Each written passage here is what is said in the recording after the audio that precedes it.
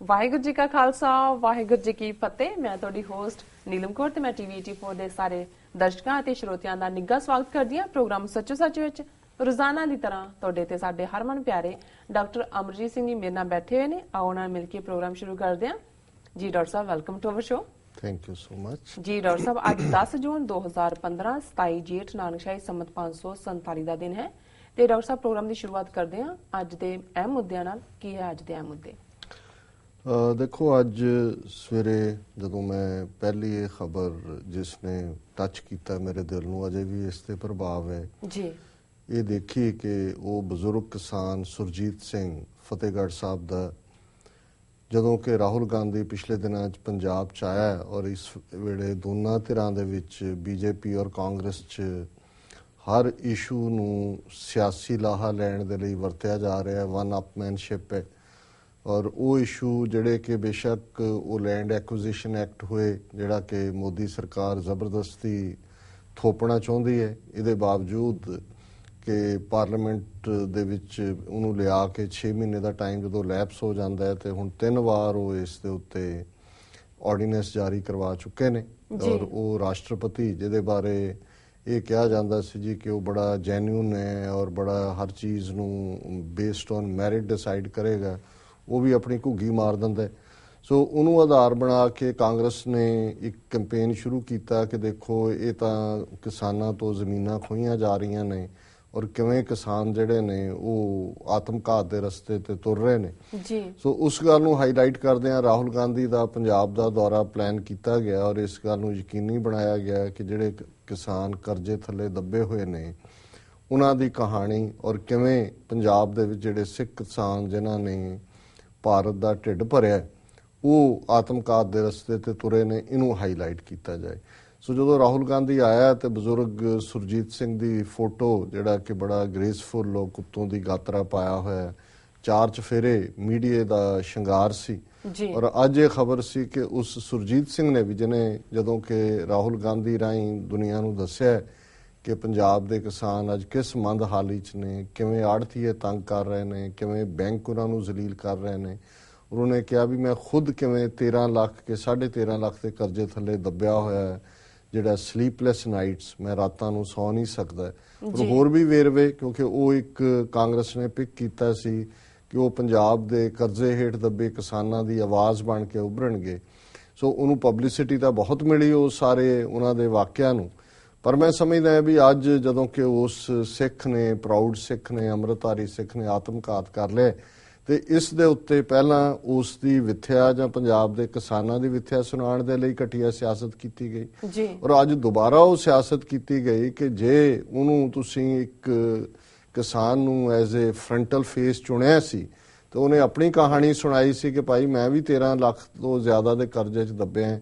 ਤੇ ਫਿਰ ਇਨਸਾਨੀਅਤ ਇਹ ਕਹਿੰਦੀ ਸੀ ਕਿ ਘੱਟੋ ਘੱਟ ਕਾਂਗਰਸ ਪਾਰਟੀ ਸਹੀ, ਬਾਕੀ ਤਾਂ ਬਾਦਲ ਦੀਆਂ ਨੀਤੀਆਂ, ਮੋਦੀ ਦੀਆਂ ਨੀਤੀਆਂ ਕੀ ਕਹਿੰਦੀਆਂ ਨੇ ਕਿ ਉਹ ਉਹਦਾ ਪਹਿਲਾਂ ਟੇਕ ਕੇਅਰ ਕਰਦੇ ਕਿ ਭਾਈ ਕੋਈ ਨਾ ਕੋਈ ਲੌਂਗ ਟਰਮ, ਸ਼ਾਰਟ ਟਰਮ, ਥੋੜਾ ਬਹੁਤ ਇਮੀਡੀਏਟ ਉਹਦੀ ਮਦਦ ਹੁੰਦੀ, ਬਾਕੀ ਕੋਈ ਕਿਸ਼ਤਾਂ 'ਚ ਦੇਣ ਦਾ ਇਕਰਾਰ ਹੁੰਦਾ। ਸੋ ਮੈਂ ਸਮਝਦਾ ਵੀ ਇਸ ਗੱਲ ਨੂੰ ਵੀ ਕਿਉਂਕਿ ਕਾਫੀ ਦਿਨ ਬੀਤ ਚੁੱਕੇ ਨੇ, 3-4 ਹਫ਼ਤੇ ਹੋ ਗਏ ਨੇ, ਤੇ ਉਸ ਕਿਸਾਨ ਨੇ ਦੇਖਿਆ ਕਿ ਵੀ ਇਹ ਤਾਂ ਮੈਨੂੰ ਵੀ ਇੱਕ ਧਿਰ ਨੇ ਵਰਤਿਆ ਹੀ ਹੈ ਆਪਣੀ ਗੱਲ ਕਹਿਣ ਦੇ ਲਈ, ਦੂਜਿਆਂ ਨੂੰ ਨਮੋਸ਼ੀ ਦੇਣ ਲਈ, ਆਇਆ ਕੁਛ ਨਹੀਂ ਹੈ ਮੇਰੇ ਲਈ ਵੀ।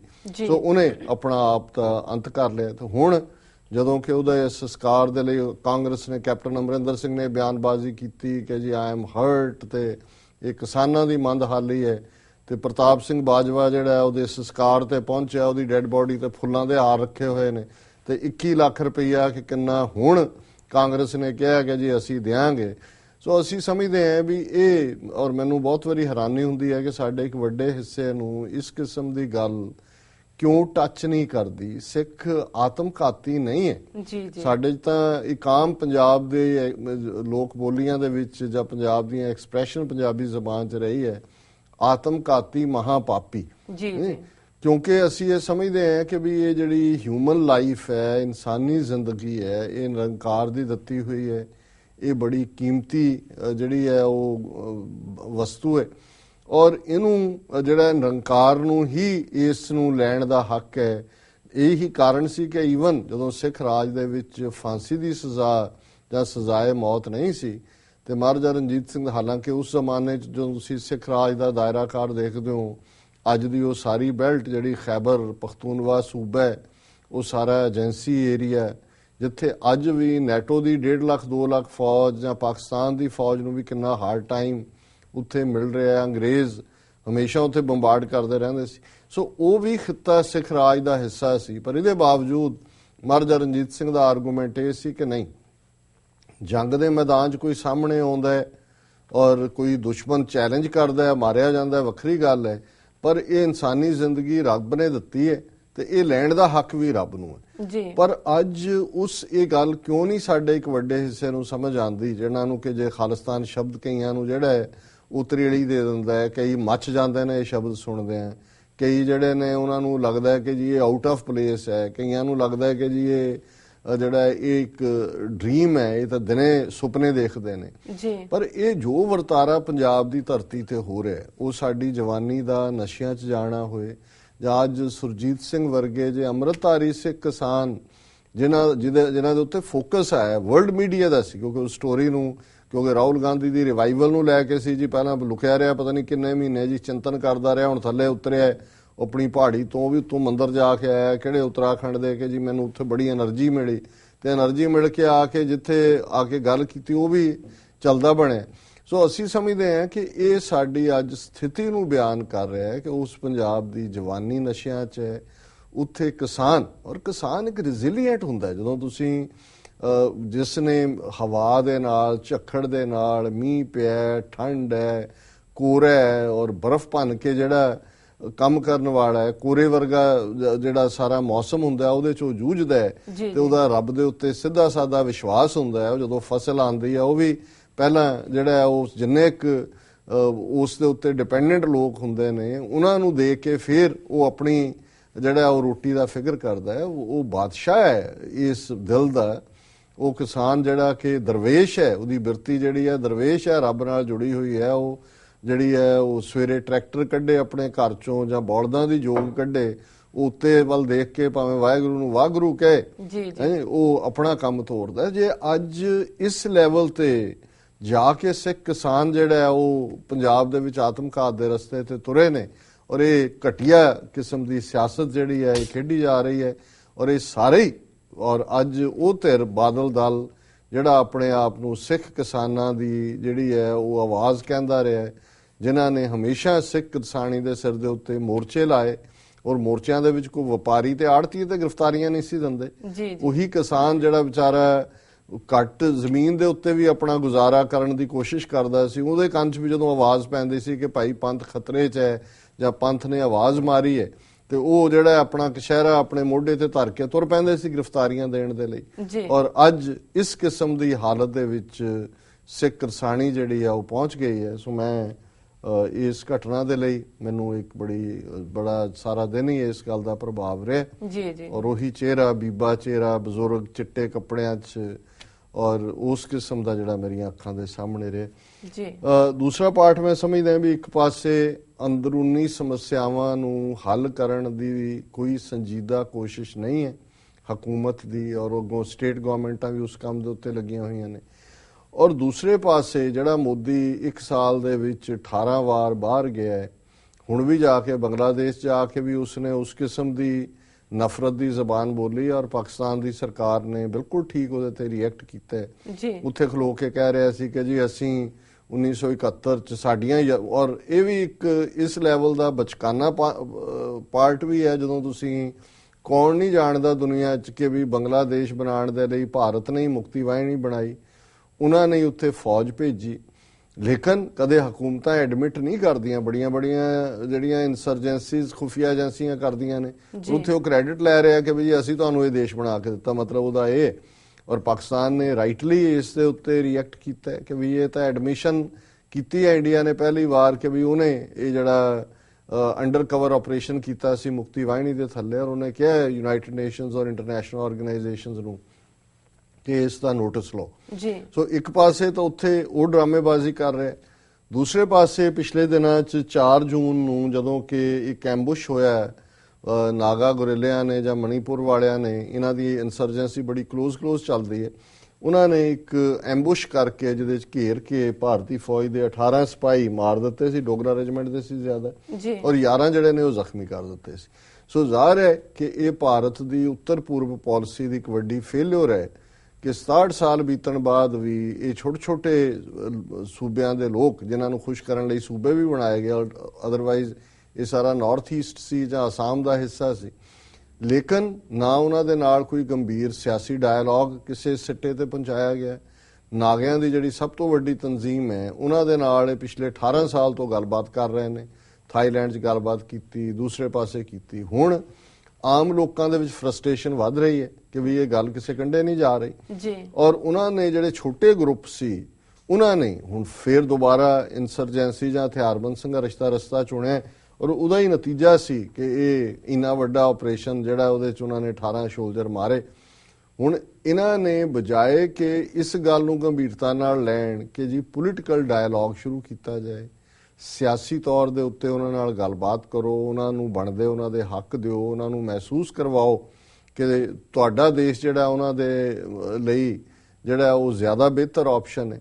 ਪਰ ਇਹ ਤਾਂ ਪਿਛਲੇ ਸਾਰੇ ਇਹਨਾਂ ਸਮੇਂ 'ਚ ਉਹਨਾਂ ਨੇ ਫੌਜ ਦੇ ਰਾਹੀਂ ਉੱਤਰ ਪੂਰਬ ਦੇ ਵਿੱਚ ਜਿਹੜੀ ਹੈ ਜ਼ੁਲਮ ਦਾ ਪੂਰਾ ਚੱਕੀ ਚਲਾਈ ਹੋਈ ਹੈ ਔਰ ਹੁਣ ਇੱਕ ਸਟੈਪ ਅੱਗੇ ਜਾਂਦੇ ਆ ਹੁਣ, ਕਿਉਂਕਿ ਇਹ ਮੋਦੀ ਦੇ ਮੂੰਹ ਤੇ ਚਪੇੜ ਸੀ ਇਸ ਸਰਕਾਰ ਦੇ ਕਿ ਵੀ ਇੰਨਾ ਨੁਕਸਾਨ ਕਰ ਦਿੱਤਾ ਉਹਨਾਂ ਨੇ ਇੱਕ ਆਪਰੇਸ਼ਨ ਦੇ ਵਿੱਚ, ਹੁਣ ਇਹ ਕੁਝ ਦਿਖਾਣਾ ਚਾਹੁੰਦੇ ਸੀ ਜੀ। ਸੋ ਇਹਨਾਂ ਨੇ ਜਿਹੜੀ ਖਬਰ ਹੁਣ ਅੱਜ ਸਾਰੇ ਮੀਡੀਆ 'ਚ ਜਾਂ ਪਿਛਲੇ ਕੱਲ ਤੋਂ ਹੀ ਚੱਲ ਰਹੀ ਹੈ ਜੀ ਕਿ ਭਾਰਤ ਨੇ ਕਾਊਂਟਰ ਇਨਸਰਜੈਂਸੀ ਆਪਰੇਸ਼ਨ ਕੀਤਾ ਮਿਆਂਮਾਰ 'ਚ ਜਾ ਕੇ। ਬਰਮਾ ਜਿਸ ਦੇਸ਼ ਦਾ ਪਹਿਲਾਂ ਨਾਂ ਸੀ ਅੰਗਰੇਜ਼ਾਂ ਦੇ ਵੇੜੇ, ਉਹਦਾ ਅੰਗਰੇਜ਼ਾਂ ਦੇ ਥੱਲੇ ਸੀ, ਫਿਰ ਆਜ਼ਾਦ ਹੋਇਆ 1 ਸਾਲ ਪਹਿਲਾਂ ਸ਼ਾਇਦ ਭਾਰਤ ਤੋਂ, ਉਹਨੂੰ ਅੱਜ ਮਿਆਂਮਾਰ ਕਹਿੰਦੇ ਨੇ ਕਿ ਜੀ ਮਿਆਂਮਾਰ ਔਰ ਭਾਰਤ ਦੇ ਨਾਲ ਲੱਗਦੀ ਸਰਹੱਦ ਦੇ ਉੱਤੇ ਭਾਰਤੀ ਫੌਜ ਦੇ ਜਿਹੜੇ 70 ਕਮਾਂਡੋਆਂ ਨੇ ਦੋ ਹਿੱਸਿਆਂ 'ਚ ਵੱਟ ਕੇ ਜਿਹੜਾ ਡਿਵਾਈਡ ਹੋ ਕੇ ਔਰ ਅਸਾਲਟ ਰਾਈਫਲਾਂ, rocket launchers, night vision glasses ਔਰ ਇਹਨਾਂ ਦੇ ਨਾਲ ਉਹਨਾਂ ਨੇ ਪਹਿਲਾਂ ਹੈਲੀਕਾਪਟਰ ਰਾਹੀਂ ਉਹਨਾਂ ਨੂੰ ਡ੍ਰੌਪ ਕੀਤਾ, ਫਿਰ ਉਹਨਾਂ ਨੇ 5 ਮੀਲ ਟਰੈਕਿੰਗ ਕੀਤੀ ਔਰ ਅੰਦਰ ਜਾ ਕੇ ਉਹਨਾਂ ਨੇ 60 ਜਿਹੜੇ ਨੇ ਇਨਸਰਜੈਂਟ ਉਹ ਦੋ ਗਰੁੱਪਾਂ ਦੇ NSCN-K ਔਰ KYK ਵਾਲੇ ਨਾਗਿਆਂ ਦੇ ਗਰੁੱਪ ਨੇ, ਉਹਨਾਂ ਨੂੰ ਮਾਰ ਮੁਕਾਇਆ ਔਰ ਕੋਈ ਨੁਕਸਾਨ ਨਹੀਂ ਹੋਇਆ। ਭਾਰਤ ਨੇ ਬੈਕਅਪ ਰੱਖਿਆ ਹੋਇਆ ਸੀ ਕਿ ਜੇ ਉਹਨਾਂ ਨੂੰ ਹੈਲੀਕਾਪਟਰ ਤੇ ਐਵੈਕੂਏਟ ਕਰਨਾ ਪੈਂਦਾ, ਇੱਕ ਕੈਂਪ ਨੂੰ ਉਹਨਾਂ ਨੇ ਡਿਸਟਰੋਏ ਕਰਤਾ। ਚਲੋ ਤੁਸੀਂ ਕਿਉਂਕਿ ਲੋਕਾਂ ਦੇ ਵਿੱਚ ਬਦਨਾਮੀ ਸੀ ਉਹਨੂੰ ਦੱਸਣ ਦੇ ਲਈ ਇਹ ਨਿਕਲਣਾ ਅਲਟੀਮੇਟਲੀ ਇਹ ਵੀ ਝੂਠ ਹੈ ਵੀ ਇਹਨਾਂ ਨੇ ਕੀ ਕੀਤਾ ਕੀ ਨਹੀਂ ਕੀਤਾ ਜੀ। ਪਰ ਇਸ ਦੇ ਨਾਲ ਹੀ ਉਹਨਾਂ ਨੇ ਜਿਹੜਾ ਬਿਆਨ ਉਹਨਾਂ ਦੇ ਇੱਕ ਮਿਨਿਸਟਰ ਆਫ ਸਟੇਟ ਨੇ ਦਾਗਿਆ ਕਿ ਜੀ ਇਹ ਅਸੀਂ ਆਪਰੇਸ਼ਨ ਮਿਆਂਮਾਰ ਦੀ ਸਰਹੱਦ ਦੇ ਅੰਦਰ ਜਾ ਕੇ ਕੀਤਾ ਜੀ ਔਰ ਉਹਨਾਂ ਨੇ ਕਿਹਾ ਕਿਉਂਕਿ ਅਸੀਂ ਅੰਦਰ ਜਾ ਕੇ ਕੀਤਾ ਹੁਣੇ ਅਸੀਂ ਆਪਣੇ ਗੁਆਂਢੀਆਂ ਨੂੰ ਮੈਸੇਜ ਦੇ ਰਹੇ ਹਾਂ ਕਿ ਅਸੀਂ ਦਹਿਸ਼ਤਗਰਦੀ ਬਿਲਕੁਲ ਨਹੀਂ ਸਹਾਰਾਂਗੇ ਔਰ ਜੋ ਸਾਨੂੰ ਕਰਨਾ ਪਿਆ ਇਸੇ ਤਰ੍ਹਾਂ ਅਸੀਂ ਕਰਾਂਗੇ। ਹੁਣ ਜ਼ਾਹਰ ਹੈ ਕਿ ਇਹ ਮੈਸੇਜ ਪਾਕਿਸਤਾਨ ਨੂੰ ਦੇ ਰਹੇ ਨੇ ਕਿ ਵੀ ਜੇ ਅਸੀਂ ਮਿਆਂਮਾਰ ਦੀ ਸਰਹੱਦ ਦੇ ਅੰਦਰ ਜਾ ਕੇ ਜਿਹੜੇ ਉਹਨਾਂ ਦੇ ਇਨਸਰਜੈਂਟ ਮਾਰ ਸਕਦੇ ਹਾਂ ਨਾਗਿਆਂ ਦੇ ਤਾਂ ਅਸੀਂ ਤੁਹਾਡੀ ਸਰਹੱਦ 'ਚ ਆ ਕੇ ਵੀ ਇਹ ਕੰਮ ਕਰਾਂਗੇ ਜੀ। ਬਿਲਕੁਲ। ਔਰ ਇਸ ਸਭ ਦੌਰ 'ਚੋਂ ਹੁਣ ਸਾਹਮਣੇ ਕੀ ਆਇਆ, ਨਾਲ ਹੀ ਮੀਡੀਆ ਨੇ ਸਟੋਰੀਜ਼ ਪਲਾਂਟ ਕਰ ਦਿੱਤੀਆਂ ਕਿ ਜੀ ਜਿਹੜੀ ਚਾਈਨਾ ਹੈ ਉਹ ਹੈਲਪ ਕਰ ਰਿਹਾ NSCN ਔਰ ਜਿਹੜੇ ਗਰੁੱਪ ਨੇ ਚਾਈਨਾ ਦੀ ਮਦਦ ਨਾਲ ਹੀ ਮਿਆਂਮਾਰ 'ਚ ਬੈਠੇ ਨੇ। ਹੁਣ ਇਸ ਸਾਰੇ ਦੇ ਦੋ ਐਸਪੈਕਟ, ਪਹਿਲੀ ਗੱਲ ਤਾਂ ਇਹਨਾਂ ਦੀ ਇੰਨੀ ਇਰਰਿਸਪੌਂਸਿਬਲ ਮੈਨੂੰ ਨਹੀਂ ਲੱਗਦਾ ਵੀ ਕੋਈ ਵੀ ਦੇਸ਼, ਮਿਆਂਮਾਰ ਭਾਵੇਂ ਛੋਟਾ ਦੇਸ਼ ਹੈ ਪਰ ਉਹਨਾਂ ਨੇ ਇੰਨੇ ਸਾਲ ਉਹ ਜਿਹੜੀ ਉੱਥੋਂ ਦੀ ਜਿਹਨੂੰ ਨੋਬਲ ਪ੍ਰਾਈਜ਼ ਵੀ ਦਿੱਤਾ ਸੂ ਆਂਗ ਕਿ ਕੀ ਉਹਦਾ ਨਾਂ ਸੀ, ਅਮਰੀਕਾ ਨੇ ਉਹਨੂੰ ਸਿਰ ਤੇ ਚੁੱਕਿਆ ਹੋਇਆ ਸੀ ਔਰ ਜਿਸ ਤਰੀਕੇ ਦੇ ਨਾਲ ਉਹਨੂੰ ਨੋਬਲ ਪ੍ਰਾਈਜ਼ ਦਿੱਤਾ ਇਵੇਂ ਹੀ ਹੈ ਜਿਵੇਂ ਚੀਨ ਦੇ ਅੱਖ 'ਚ ਜਿਹੜਾ ਉਹਨੂੰ ਅੰਗੂਠਾ ਦਿਖਾਉਣ ਦੇ ਲਈ ਦਲਾਈ ਲਾਮੇ ਨੂੰ ਨੋਬਲ ਪ੍ਰਾਈਜ਼ ਦਿੱਤਾ ਸੀ ਪੀਸ ਦਾ ਜੀ ਔਰ ਟਿਲ ਲਾ ਲਿਆ ਅਮਰੀਕਾ ਨੇ। ਅਲਟੀਮੇਟ ਉਹ ਚੁੱਕੇ ਨਹੀਂ, ਜਿਹੜਾ ਮਿਲਟਰੀ ਜੁੰਟ ਹੈ ਉੱਥੇ ਉਹ ਫੌਜ ਦੇ ਕੋਲ ਹੈ ਕੰਟਰੋਲ। ਅਖੀਰ ਸੂ ਆਂਗ ਜਿਹੜੀ ਜੇਲ੍ਹ ਦੇ ਵਿੱਚ ਉਹਨਾਂ ਨੇ ਪਹਿਲਾਂ ਜੇਲ੍ਹ 'ਚ ਰੱਖਿਆ ਸੀ ਥੋੜੀ ਦੇਰ, ਫਿਰ ਉਹਨੂੰ ਨਜ਼ਰਬੰਦੀ 'ਚ ਰੱਖਿਆ, ਅਖੀਰ ਉਹਨਾਂ ਦੀਆਂ ਟਰਮਸ ਦੇ ਉੱਤੇ ਹੀ ਹੁਣ ਉੱਥੇ ਸਰਵ ਕਰ ਰਹੀ ਹੈ ਪਰ ਕੰਟਰੋਲ ਫੌਜ ਦੇ ਕੋਲ ਹੈ।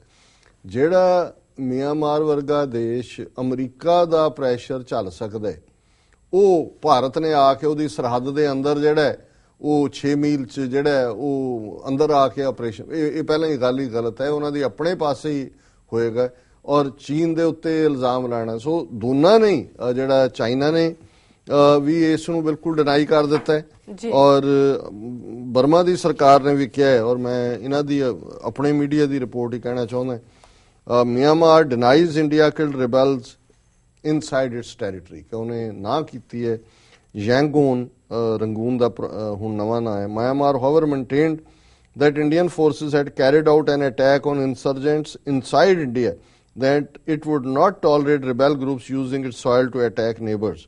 ਉਹਨਾਂ ਦਾ ਜ਼ੂ ਹੁਆ ਡਾਇਰੈਕਟਰ ਹੈ ਮਿਆਂਮਾਰ ਪ੍ਰੈਜ਼ੀਡੈਂਸ਼ੀਅਲ ਆਫਿਸ ਦਾ ਕਿਹਾ, according to the information sent to Myanmar army battalions on the ground, we have learned that the military operation was performed on the Indian side at the India-Myanmar border. Myanmar will not accept any foreigner who attacks neighboring countries in the back and creates problem. ਹੁਣ ਉਹਨੇ ਕਿਹਾ ਕਿ ਜੀ ਇਹ propaganda ਕਰ ਰਹੇ ਨੇ ਔਰ ਇਹ ਜੋ ਵੀ ਆਪਰੇਸ਼ਨ ਹੋਇਆ ਹੈ ਇੰਡੀਆ ਦੀ ਆਪਣੀ ਟੈਰੀਟਰੀ 'ਚ ਹੋਇਆ ਹੈ, ਨਾਟ ਔਨ ਆਵਰ ਸੋਇਲ।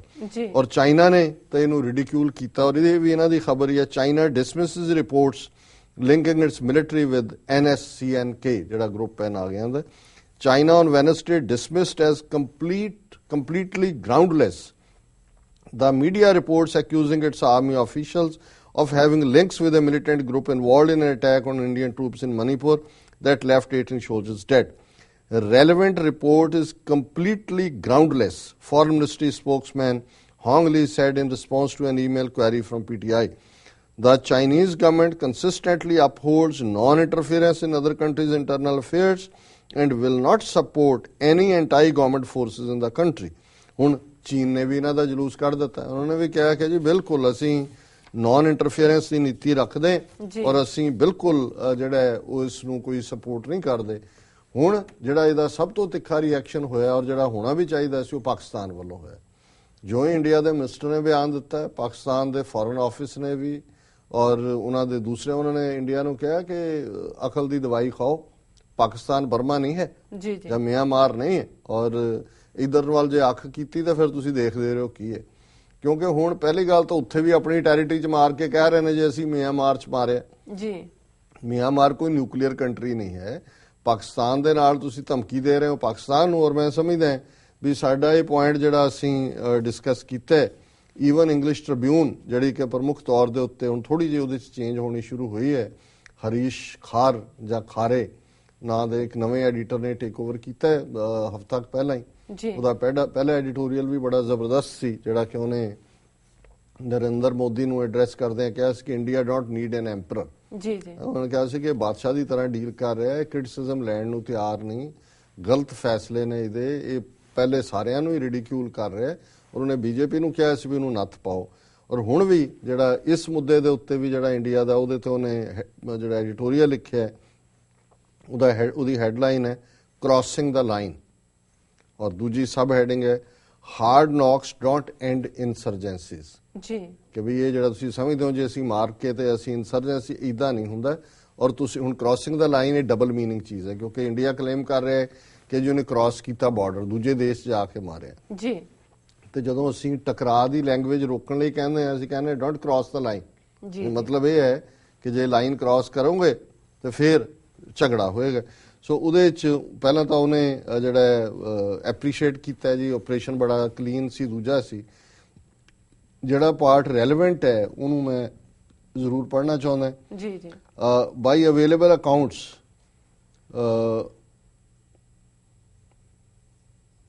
ਉਹਦੇ 'ਚ ਪਾਕਿਸਤਾਨ ਦੇ ਉਹਨੇ ਜਿਹੜਾ ਸੈਕੰਡ ਪੈਰਾਗ੍ਰਾਫ ਹੈ, the army leadership deserves praise for professional job well done. However, it is jarring that the army strike has been appropriated by the center. A minister of state has been needlessly and childishly over-talking and over-tweeting. ਅੱਜ ਕੱਲ੍ਹ tweet ਕਰਦੇ ਨੇ, ਉਹ ਕਰਦੇ ਤਾਂ ਉਹਨਾਂ ਦੇ clerk ਹੋਣੇ ਨੇ। ਉਹਨੇ ਕਿਹਾ ਜੀ ਉਹ ਤਾਂ ਚਲੋ ਆਰਮੀ ਆਪਰੇਸ਼ਨ ਤਾਂ ਹੋ ਗਿਆ ਪਰ ਜਿਹੜਾ ਸੈਂਟਰ ਗਵਰਨਮੈਂਟ ਔਰ ਉਹਨਾਂ ਦਾ ਮਿਨਿਸਟਰ ਜਿਹੜਾ ਓਵਰ ਰਿਐਕਟ ਔਰ ਓਵਰ ਟਾਕਿੰਗ ਐਂਡ ਓਵਰ ਟਵੀਟਿੰਗ ਕਰ ਰਿਹਾ। The hot-headed hint is that a similar retribution awaits Pakistan. ਇਹਦਾ ਮੈਸੇਜ ਇਹ ਸੈਂਟਰ ਗਵਰਨਮੈਂਟ ਦੇ ਰਹੀ ਹੈ ਕਿ ਜੋ ਅਸੀਂ ਇੱਥੇ ਕੀਤਾ ਹੈ ਉਹੀ ਪਾਕਿਸਤਾਨ 'ਚ ਕਰਾਂਗੇ ਜੀ। The situation in Myanmar and Pakistan is vastly different. ਹੁਣ ਇਹ ਚੰਗੀ ਗੱਲ ਹੈ ਵੀ ਟ੍ਰਿਬਿਊਨ 'ਚ ਇੱਕ ਸਿਆਣੇ ਬੰਦੇ ਨੇ ਗੱਲ ਸਮਝੀ ਹੈ ਵੀ ਇਹ ਮਿਆਂਮਾਰ ਔਰ ਪਾਕਿਸਤਾਨ ਦੀ ਸਥਿਤੀ ਆਰ ਟੂਗੈਦਰ ਡਿਫਰੈਂਟ ਹੈ। Tatmadaw has virtually no presence where the operation took place and that is why Myanmar had signed a peace accord with the Nagas living there. ਇਹ ਉਸ ਟਾਊਨ ਦਾ ਨਾਂ ਹੈ ਜਿੱਥੇ ਇੰਡੀਆ ਨੇ operation ਕੀਤਾ। ਉਹਨਾਂ ਨੇ ਕਿਹਾ ਜੀ ਉਹ ਤਾਂ ਮਿਆਂਮਾਰ ਦੀ ਸਰਕਾਰ ਨੇ ਵੀ ਉਹਨਾਂ ਨਾਲ ਪੀਸ ਡੀਲ ਕੀਤੀ ਹੋਈ ਹੈ ਕਿਉਂਕਿ ਉੱਥੇ ਕੋਈ ਫੌਜ ਨਹੀਂ ਹੈ ਮਿਆਂਮਾਰ ਦੇ ਜਿੱਥੇ ਤੁਸੀਂ ਕਲੇਮ ਕਰਦੇ ਹੋ ਕਿ ਤੁਸੀਂ ਜਾ ਕੇ ਕੀਤਾ ਜੀ। On the other hand, the Indo-Pak border is among the most militarized in the world. ਕਿ ਭਾਰਤ ਪਾਕਿਸਤਾਨ ਬਾਰਡਰ ਤਾਂ ਸਭ ਤੋਂ ਜ਼ਿਆਦਾ ਮਿਲਟਰੀ ਦੁਨੀਆ ਦੀ ਹੈਗੀ ਹੈ। Myanmar balances all regional players, but India is dagger drawn with Pakistan, which doesn't look at militancy in Kashmir with disinterest. ਕਿ Myanmar ਦੇ ਇੱਧਰ ਇੰਡੀਆ ਨੂੰ ਵੀ ਖੁਸ਼ ਕਰਦਾ ਹੈ, ਨਾਗਿਆਂ ਨੂੰ ਵੀ ਕਰਦਾ ਹੈ, ਚਾਈਨਾ ਨੂੰ ਵੀ ਕਰਦਾ ਹੈ, ਦੂਜਿਆਂ ਨੂੰ ਵੀ ਕਰਦਾ ਹੈ, ਪਰ ਪਾਕਿਸਤਾਨ ਜਿਹੜਾ ਹੈ ਉਹਦਾ ਕਸ਼ਮੀਰ ਦੇ ਵਿੱਚ ਇੰਟਰਸਟ ਹੈ ਔਰ ਉਹਨੇ ਜਿਹੜੀ ਉਹ ਪਹਿਲਾਂ ਹੀ ਛੁਰਾ ਖਿੱਚਿਆ ਹੋਇਆ ਜੀ। It must be hoped that the Modi government's functionaries do know that surgical strikes in Pakistan will be a different ball game. ਉਹਨੇ ਵਾਰਨ ਕੀਤਾ ਹੈ ਕਿ ਵੀ ਇਹ ਜਿਹੜੇ ਤੁਸੀਂ ਭੂਤਰੇ ਹੋਏ ਹੋ, ਤੁਸੀਂ ਇਹ ਨਾ ਸਮਝ ਲੈਣਾ ਕਿ ਵੀ ਤੁਸੀਂ ਪਾਕਿਸਤਾਨ 'ਚ ਇਦਾਂ ਦੀ ਸਟ੍ਰਾਈਕ ਕਰਕੇ ਤੇ ਤੁਸੀਂ ਸੁੱਕੇ ਨਿਕਲ ਆਓਗੇ। ਇੱਕ ਡਿਫਰੈਂਟ ਬਾਲ ਗੇਮ ਹੋਏਗੀ ਔਰ ਇਸ ਸਾਰੇ ਨੂੰ ਜਿਹੜਾ ਉਹਨੇ ਅੱਗੇ ਵੀ ਜਿਹੜਾ ਇੰਡੀਆ ਨੂੰ ਭੰਨਿਆ ਬੰਗਲਾਦੇਸ਼ ਦੇ ਹਵਾਲੇ ਨਾਲ ਵੀ, ਔਰ ਐਂਡ 'ਚ ਉਹਨੇ ਇਹੀ ਕਿਹਾ ਕਿ ਵੀ ਜਿਹੜੀ ultimately the Bangla Bhutan Myanmar approach is what New Delhi ought to follow instead of its ministers resorting to chest thumping and drawing wild analogies with other neighbors. As for the Northeast, tit for tat is no long-term solution. ਜੀ ਜੀ। ਸੋ ਜਿਹੜੀ ਗੱਲ ਮੈਂ ਇਸ ਲਈ ਇਦਾਂ ਦਿਆਂ ਦੀ ਵੀ ਲਿਖਤਾਂ ਕੱਢ ਲੈਣਾ ਵੀ ਇਹ ਨਾ ਲੱਗੇ ਵੀ ਅਸੀਂ ਇੱਕ ਖਾਲਿਸਤਾਨੀ ਪਰਸਪੈਕਟਿਵ ਤੋਂ ਦੇਖਦੇ ਹਾਂ। ਉੱਥੇ ਵੀ ਜਿਹੜੇ ਥੋੜੇ ਬਹੁਤ ਅਕਲ ਰੱਖਦੇ ਨੇ, ਇਮਾਨਦਾਰ ਨੇ ਔਰ ਆਪਣੇ ਦੇਸ਼ ਦੇ ਹਿਤੈਸ਼ੀ ਨੇ। ਇਹ ਨਹੀਂ ਹੈ ਵੀ ਹਰੀਸ਼ ਖਾਰੇ ਕੋ ਖਾਲਿਸਤਾਨ ਨਹੀਂ ਹੈ ਤੇ ਜਿਵੇਂ ਅਸੀਂ ਭੰਨ ਰਹੇ ਹਾਂ। ਸਾਡਾ ਤਾਂ ਇੱਕ ਹੋਰ ਐਂਗਲ ਵੀ ਇਸ ਤੋਂ ਹੁੰਦਾ ਹੈ ਦੱਸਣ ਦੇ ਲਈ ਕਿ ਕਿੰਨੇ ਕੇ ਜਿਹੜੇ ਨੇ ਉਹ ਦੂਰਦਰਸ਼ੀ ਨੇ, ਕਿੰਨੇ ਕੇ ਸਚਿਆਰੇ ਨੇ, ਕਿਵੇਂ ਝੂਠ ਬੋਲਦੇ ਨੇ। ਤੇ ਇਹਨਾਂ ਦਾ ਜਿਹੜਾ ਈਵਨ ਟ੍ਰਿਬਿਊਨ ਐਡੀਟੋਰੀਅਲ 'ਚ ਕਹਿਣਾ ਕਿ Pakistan is a different ball game, ਐਵੇਂ ਚੈਸਟ ਥੰਪਿੰਗ ਨਾ ਕਰੋ। ਔਰ ਈਵਨ ਨਾਰਥ ਈਸਟ ਦੇ ਵਿੱਚ ਜਿੱਥੇ ਤੁਸੀਂ ਸਮਝਦੇ ਹੋ ਜੀ ਤੁਸੀਂ ਆਪਣੇ 18 ਸੋਲਜਰਸ ਦਾ ਬਦਲਾ ਉਹਨਾਂ ਦੇ 60 ਇਨਸਰਜੈਂਟ ਮਾਰ ਕੇ ਇਹ ਟਿਟ ਫॉर ਟੈਟ ਅਨਐਂਡਿੰਗ ਹੈ। ਜੇ ਤੁਸੀਂ 67 ਸਾਲ 'ਚ ਫੌਜ ਰੱਖ ਕੇ ਉਹਨਾਂ ਨੂੰ ਕ੍ਰਸ਼ ਨਹੀਂ ਕਰ ਸਕੇ ਤੇ ਇਵੇਂ ਕ੍ਰਸ਼ ਨਹੀਂ ਹੋਣਾ। ਇਹ ਤੁਹਾਨੂੰ ਜੈਨੂਇਨ ਅਪਰੋਚ ਲੈਣੀ ਪਏਗੀ। ਔਰ ਇਸੇ ਕੰਟੈਕਸਟ 'ਚ ਜਿਵੇਂ ਜੰਮੂ ਕਸ਼ਮੀਰ ਦੇ ਡਿਪਟੀ ਚੀਫ ਮਿਨਿਸਟਰ ਜਿਹਨੇ ਨਿਰਮਲ ਸਿੰਘ ਨੇ ਜਨਸੰਘੀ ਨੇ ਬਿਆਨ ਦਿੱਤਾ ਜੀ ਅਸੀਂ 30 ਸਾਲ ਸਿੱਖ ਇੱਥੇ ਮਨਾਉਂਦੇ ਰਹੇ ਨੇ ਖਾਲਿਸਤਾਨ ਔਰ ਫੋਟੋਆਂ ਰੱਖਦੇ ਰਹੇ ਨੇ, ਹੁਣ ਅਸੀਂ ਇਹ ਨਹੀਂ ਹੋਣ ਦਿਆਂਗੇ। ਅੱਜ ਹੀ ਮੈਂ ਜਦੋਂ ਆ ਰਿਹਾ ਸੀ ਪ੍ਰੋਗਰਾਮ ਲਈ ਤਾਂ ਸਰ ਸਿਮਰਨਜੀਤ ਸਿੰਘ ਮਾਨ ਦੀ ਸਟੇਟਮੈਂਟ ਮੈਂ ਦੇਖੀ, ਉਹਨਾਂ ਨੇ ਬਿਲਕੁਲ ਠੀਕ ਕਿਹਾ। ਉਹਨੇ ਕਿਹਾ ਆਪਣੀ ਅਕਲ ਦੀ ਦਵਾਈ ਖਾ, ਤੇਰੇ ਵਰਗੇ ਬਥੇਰੇ ਆਏ, ਇੰਦਰਾ ਗਾਂਧੀ, ਵੈਦਿਆ, ਇਹ ਸਾਰੇ ਇਹੀ ਸੋਚਦੇ ਸੀ ਕਿ ਖਾਲਿਸਤਾਨ ਦੀ ਗੱਲ ਦੁਨੀਆ ਭਰ 'ਚ ਹੈ। ਤੁਸੀਂ 30 ਸਾਲ ਜ਼ੁਲਮ ਕਰਕੇ ਦੇਖ ਲਿਆ ਕਿ 31ਵੀਂ ਐਨੀਵਰਸਰੀ ਤੇ ਵੀ ਤੁਸੀਂ ਦੇਖ ਲਿਆ ਖਾਲਿਸਤਾਨ ਇੱਕ ਹਕੀਕਤ ਬਣੇਗੀ। ਔਰ ਤੁਸੀਂ ਇਹ ਜਿਹੜਾ ਤੁਹਾਡਾ ਅੰਦਾਜ਼ ਰਿਹਾ ਕਿ ਦੱਬ ਦਿਆਂਗੇ, ਕੁਚਲ ਦਿਆਂਗੇ, ਨਸ਼ਟ ਕਰ ਦਿਆਂਗੇ, ਆਵਾਜ਼ ਬੰਦ ਕਰ ਦਿਆਂਗੇ, ਇਹੋ ਜਿਹੀ ਬਿਆਨ ਇੰਦਰਾ ਗਾਂਧੀ ਪਾਰਲੀਮੈਂਟ 'ਚ ਦਿੰਦੀ ਸੀ। ਇਹੀ ਕੁਝ ਬੇਅੰਤ ਸਿੰਘ ਪੰਜਾਬ ਦਾ ਚੀਫ ਮਿਨਿਸਟਰ ਜਿਹਨੇ ਔਰ ਕੇਪੀ ਗਿੱਲ ਵੀ ਜਦੋਂ ਨਾਰਥ ਈਸਟ ਦਾ ਆਇਆ ਉਹਨੇ ਵੀ ਕੀਤਾ ਹੈ ਕਿ ਜੀ ਨਾਰਥ ਈਸਟ ਟਫ ਹੋਣਾ ਚਾਹੀਦਾ। ਤੂੰ ਲੁਕਿਆ ਹੋਇਆ ਸ਼ਰਾਬ ਦੇ ਨਸ਼ੇ 'ਚ ਦਿਨ ਔਰ ਰਾਤ, ਤੇਰੇ 'ਚ ਕਰਜ ਨਹੀਂ ਹੈ। ਜੇ ਤੂੰ ਕਹਿੰਦਾ ਕਿ ਜੀ ਤੂੰ ਇਨਸਰਜੈਂਸੀ ਸਿੱਖਾਂ ਦੀ ਮੁਕਾਤੀ ਆ ਪੰਜਾਬ 'ਚ ਰਹਿ ਕੇ ਦਿਖਾ। ਤੁਸੀਂ ਜੇ ਲੁਕ ਜਾਂਦੇ ਹੋ, ਲੁਕ ਕੇ ਤਾਂ ਭਾਵੇਂ ਜਿੱਥੇ ਮਰਜੀ ਤੁਸੀਂ ਜਿਹੜਾ ਉਹ ਆਪਣੇ ਆਪ ਨੂੰ ਸਰਵਾਈਵ ਕਰ ਸਕਦੇ ਹੋ। ਸੋ ਅਸੀਂ ਸਮਝਦੇ ਹਾਂ ਕਿ ਨਾਰਥ ਈਸਟ ਦੇ ਵਿੱਚ ਵੀ ਜਿਵੇਂ ਟ੍ਰਿਬਿਊਨ ਨੇ ਕਿਹਾ ਟਿਟ ਫॉर ਟੈਟ ਇਹ ਨੀਤੀ ਜਿਹੜੀ ਹੈ ਉਹ ਡਿਸਟਰਕਟਿਵ ਹੈ। ਉੱਥੇ ਵੀ ਲੋਕਾਂ ਦੀਆਂ ਮੁੱਢਲੀਆਂ ਮੰਗਾਂ ਔਰ ਮੁੱਢਲੀ ਮੰਗ ਰਾਈਟ ਆਫ ਸੈਲਫ ਡਿਟਰਮੀਨੇਸ਼ਨ ਹੈ। ਮੈਂ ਸਮਝਦਾ ਹਾਂ ਵੀ UN ਚਾਰਟਰ ਨੇ ਜਦੋਂ ਇਹ ਗੱਲ ਮੰਨੀ ਇਹ ਸਾਰੀ ਡਿਸਕਸ਼ਨ ਤੋਂ ਬਾਅਦ ਤੇ ਉਹਦਾ ਆਧਾਰ ਹੀ ਇਹ ਸੀ ਕਿ ਵੀ ਜੇ ਇਹ ਲੋਕਾਂ ਤੋਂ ਪੁੱਛ ਲਿਆ ਜਾਏ ਕਿ ਲੋਕ ਕੀ ਚਾਹੁੰਦੇ ਨੇ। ਭਾਰਤ ਦੇ ਵਿੱਚ ਕਸ਼ਮੀਰ ਹੋਏ, ਪੰਜਾਬ ਸਿੱਖ ਕੌਮ ਹੋਏ, ਨਾਰਥ ਈਸਟ ਮਨੀਪੁਰ ਹੋਏ, ਨਾਗਾਲੈਂਡ ਹੋਏ, ਮੀਜ਼ੋ ਹੋਣ, ਅਸਾਮੀ ਹੋਣ, ਇਹਨਾਂ ਨੂੰ ਪੁੱਛ ਲਓ ਜੇ ਤੁਹਾਡਾ ਏਡੀ ਜੰਨਤ ਤੁਸੀਂ ਬਣਾਈ ਹੋਈ ਹੈ, ਇੰਨਾ ਕੁ ਤੁਹਾਡਾ ਰਾਮ ਰਾਜ ਹੈ ਤੇ ਕੋਈ ਤੁਹਾਡੇ ਤੋਂ ਅੱਡ ਕਿਉਂ ਹੋਏਗਾ। ਤੇ ਜੇ ਤੁਸੀਂ ਨਰਕ ਰਾਜ ਬਣਾਇਆ ਹੋਇਆ ਹੈ, ਜੇ ਤੁਸੀਂ ਲੋਕਾਂ ਦੇ ਮੁੱਢਲੇ ਹੱਕ ਕੁਚਲੇ ਹੋਏ ਨੇ, ਫਿਰ ਤੁਸੀਂ ਫੌਜ ਦੇ ਨਾਲ ਕਹੋ ਜੀ ਉਹਨਾਂ ਦੀ ਆਵਾਜ਼ ਤੁਸੀਂ ਕ੍ਰਸ਼ ਕਰ ਲਓਗੇ, ਇਵੇਂ ਨਹੀਂ ਹੋਏਗਾ। ਇੱਕ ਪਾਸੇ ਲੋਕ ਖਲੋਤੇ ਨੇ ਹਥਿਆਰ ਲੈ ਕੇ ਲੜਨ ਦੇ ਲਈ ਤੇ ਜਿਹਨੂੰ ਤੁਸੀਂ ਮੇਨਲੈਂਡ ਇੰਡੀਆ ਕਹਿੰਦੇ ਹੋ ਉੱਥੇ ਤੁਹਾਡੇ ਲੱਖਾਂ ਕਿਸਾਨ ਜਿਹੜੇ ਨੇ ਪਿਛਲੇ 8-10 ਸਾਲ ਦੇ ਵਿੱਚ ਆਤਮਘਾਤ ਕਰ ਚੁੱਕੇ ਨੇ। ਔਰ ਲੇਟੈਸਟ ਸੁਰਜੀਤ ਸਿੰਘ ਦੀ ਕਹਾਣੀ ਦੇ ਨਾਲ ਅਸੀਂ ਇਸ ਸੈਗਮੈਂਟ ਨੂੰ ਸ਼ੁਰੂ ਕੀਤਾ। ਸੋ ਅਸੀਂ ਸਮਝਦੇ ਹਾਂ ਕਿ ਵੀ ਅਲਟੀਮੇਟਲੀ ਜ਼ੁਲਮ ਕਰਨ ਵਾਲੇ ਜ਼ਾਲਮ ਰਜੀਮ ਇਹ ਮੁੱਕ ਜਾਂਦੇ ਨੇ ਔਰ ਇਹ ਆਜ਼ਾਦੀ ਦੀ ਆਵਾਜ਼ ਇਹ ਨਾਰਥ ਈਸਟ ਦੀ ਹੋਏ, ਕਸ਼ਮੀਰ ਦੀ ਹੋਏ, ਇਹ ਸਿੱਖ ਕੌਮ ਦੀ ਹੋਏ, ਅਲਟੀਮੇਟਲੀ ਇਹ ਪ੍ਰੀਵੇਲ ਕਰੇਗੀ। ਜੇ ਮੁਗਲ ਜਾਂ ਅਫਗਾਨ ਜਾਂ ਅੰਗਰੇਜ਼ ਜ਼ੁਲਮ ਦੇ ਨਾਲ ਆਵਾਜ਼ ਨਹੀਂ ਸੀ ਬੰਦ ਕਰਾ ਸਕੇ ਜੀ ਤੇ ਫਿਰ ਅਲਟੀਮੇਟਲੀ ਅੱਜ ਦੇ ਜਿਹੜੇ ਗੁਲਾਮੀ ਚੋਂ 1000 ਸਾਲ ਦੀ ਜੁੱਤੀਆਂ ਖਾਂਦੇ ਆਏ ਘਟੀਆ ਕਿਸਮ ਦੇ ਨਾਨ ਸ਼ਿਵਲਰਸ ਮੀਨ ਬਿਲਕੁਲ ਜਿਹੜਾ ਜਿਨ੍ਹਾਂ ਦਾ ਕੋਈ ਨਾ ਕਰੈਕਟਰ ਹੈ ਨਾ ਇਹਨਾਂ 'ਚ ਇਨਸਾਨੀਅਤ ਹੈ ਨਾ ਇਹਨਾਂ 'ਚ ਰੂਹਾਨੀਅਤ ਹੈ ਨਾ ਇਹਨਾਂ ਦੇ ਪੱਲੇ ਜਿਹੜੀ ਹੈ ਕੁਝ ਵੀ ਨਹੀਂ ਹੈ ਤੇ ਇਹ ਸਮਝਦੇ ਨੇ ਵੀ ਇਹ ਜ਼ੁਲਮ ਦੇ ਨਾਲ ਲੋਕਾਂ ਨੂੰ ਦਬਾ ਲੈਣਗੇ। ਉਹ ਸਾਡੇ ਇੱਕ ਮਿੱਤਰ ਕਹਿੰਦਾ ਹੁੰਦਾ ਸੀ ਮਾਈ ਫੁੱਟ ਜੀ ਸੋ ਮਾਈ ਫੁੱਟ। ਜੀ ਡਾਕਟਰ ਸਾਹਿਬ ਬਿਲਕੁਲ ਇਸ ਦੇ ਨਾਲ ਨੇ ਬ੍ਰੇਕ ਵਿਊਅਰਸ ਵਿਚਾਰਾਂ ਦਾ ਸਿਲਸਿਲਾ ਇਸ ਤਰ੍ਹਾਂ ਚੱਲਦਾ ਰਹੇਗਾ। ਮਿਲਦੇ ਹਾਂ ਆਫਟਰ ਦਿਸ ਸ਼ਾਰਟ ਬ੍ਰੇਕ।